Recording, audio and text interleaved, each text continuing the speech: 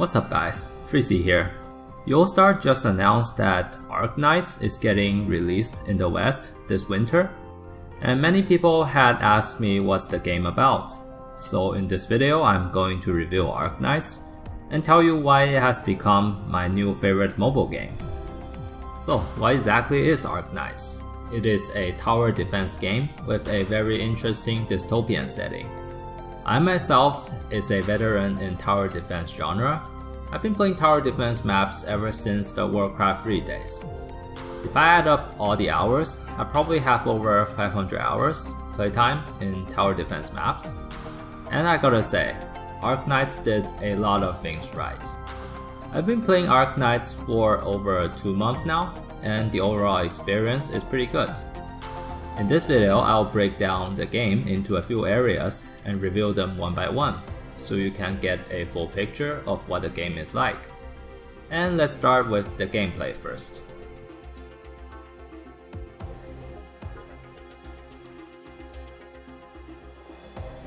The first thing is the gameplay. Arknights plays like any other tower defense games, where you place down your units and defend against wave of enemies. You can have up to 12 characters in a team, and team building with different classes of characters is very important. Where Arknights stand out from other TD games is the impact of player input. In Arknights, nearly all the units have skills you'll need to activate manually. These skills are very powerful, and using them at the correct time is necessary for getting through the stages. You also need to switch units in and out frequently depending on the situation. Unlike most other TD games where you just place down units and watch the game play itself, Arknights require you to actually do stuff during the fight, and your input have a very big impact on each battle. Now let's talk about the auto system in Arknights. How the game does it is very interesting. So if you perfectly clear a map and did it without using a friend support, the game will record all your actions and unlock the autoplay for that map. You can then choose auto, and the fight will play out exactly like how you cleared it before, and I really like that you have to earn the right to auto a map. The auto system is necessary because you'll need to do the same stages over and over for material drops, and you do need to manually update your auto lineup every once in a while due to character changes. Overall, I would say the game has a pretty good balance of manual and autoplay.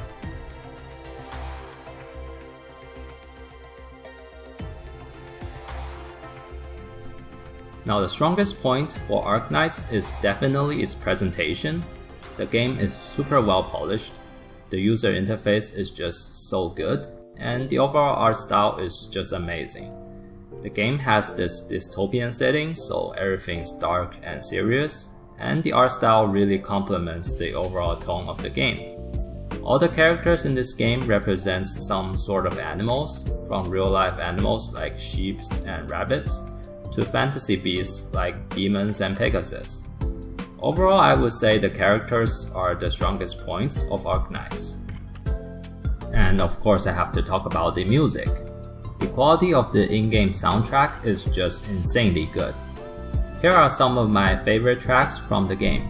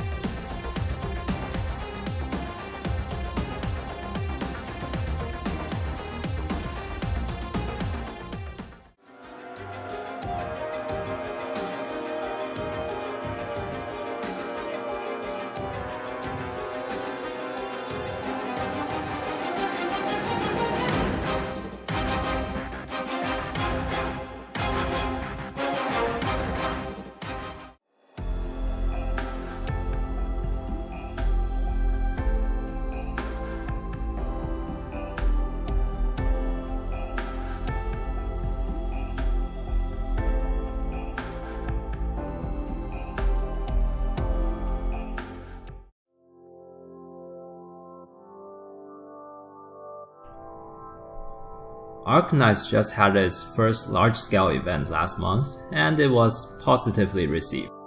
The event setup is very similar to FGO events. It had crazy good drops, so you can farm it for days. And it comes with a free 5-star character who is event exclusive. The event has good material drops and also drops event currency, which you can use to buy all sorts of good stuff. The event also came with some interesting challenge maps. I uploaded the most difficult stage of the last event. You can check it out and see what it's like. I'll have the link to that video in the description. I would imagine all the future events are going to be like this. And honestly, the event was kind of fun. I had lots of fun discussions on farming setups with my friends, and there were numerous fun strategies on trolling the hard mode bosses. The game is definitely event focused, as the event gives out insane rewards compared to normal daily play, so missing an event is quite painful.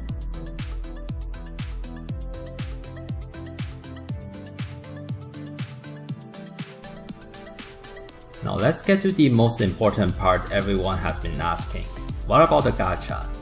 In Arknights, the gacha is your main way of getting new characters. Now I will have all the gacha detail of CN server on the screen. You can pause the video if you want to read them all. These might be changed on global servers, so I won't go into full detail, but from my own experience and some of my other friends, the gacha is not too bad.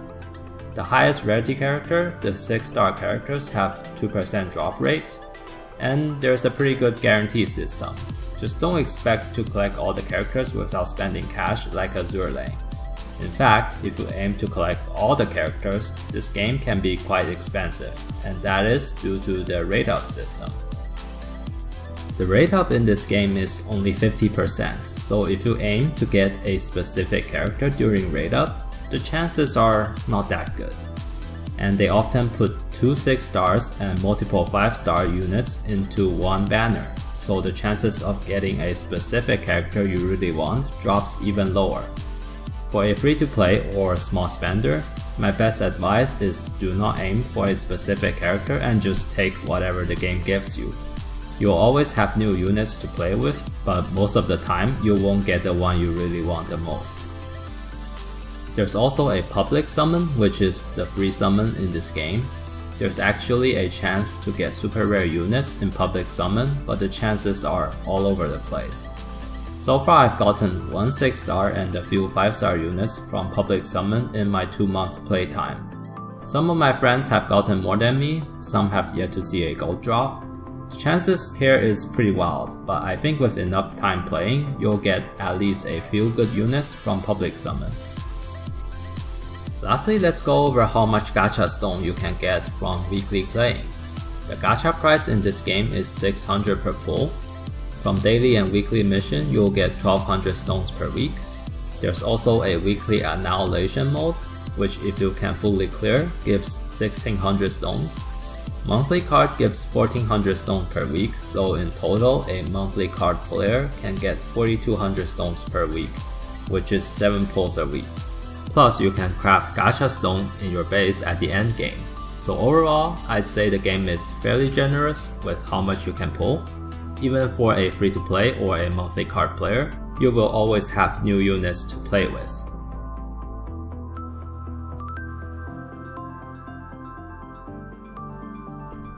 In this segment, I want to touch on the base building system in Arknights. Right now the base building system is kinda robust. Your base has a lot of functions and can even craft gacha stones if you want. All the characters have special perks that increase their productivities in specific rooms.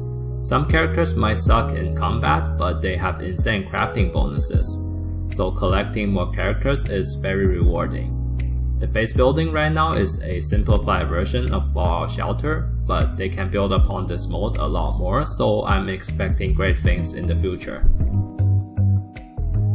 Another cool thing is the clue system. It is essentially the friend point system in this game.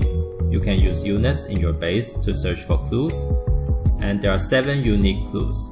Once you have all the clues, you can host a party. Hosting a party gives you a lot of friend points, which you can use to purchase materials. Friends can also exchange clues with each other, so with a full friend list, you can have the party going on pretty much all the time.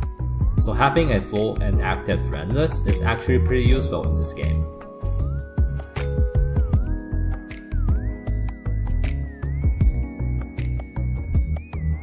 For the last segment of this video, I want to talk about the level design of Arknights. The game seems to be designed in a way where even if you run a full free-to-play roster, you can still clear the stages. And there's a lot of videos with level 1 free-to-play teams clearing hard modes. The overall difficulty of this game is just right. It is not too difficult, but getting through the hard stages can still be challenging. My experience with the game is kinda interesting. On my main account, I've spent about 200 USD, and it has a lot of overpowered units, so the game felt extremely easy for me at first.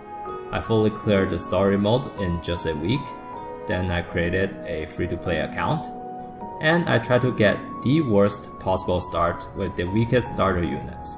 Surprisingly, the gameplay experience was actually better. Without the overpowered units evaporating the enemy, I'm forced to play differently, and my inputs on when to switch units, when to use skills becomes far more important. So for me, the game is actually pay to lose. By having more shiny OP units, my enjoyment of the game actually went down. But I can also see why people spend a lot of cash to face roll hard content with a stacked team. It can be pretty fun too. Overall, I'd say the game has something for everyone. A few people I know don't even like tower defense games, but they love the characters, and the character progression in this game does feel pretty good.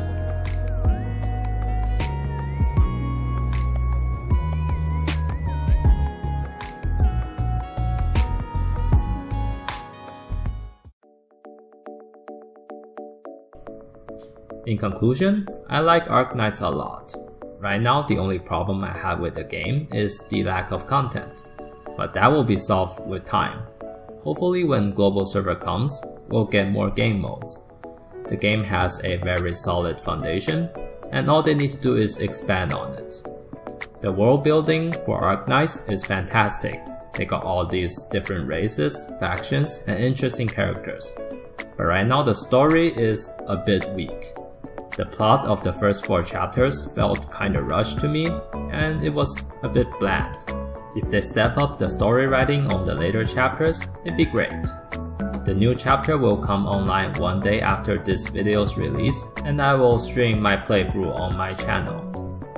And that's it for this video. Since Yoastar's running the game for global, I'm fairly optimistic the game will be good, but we'll see in a few months. I'll definitely play and make guides for the game once global server is up and running. Thanks for watching and have a nice day.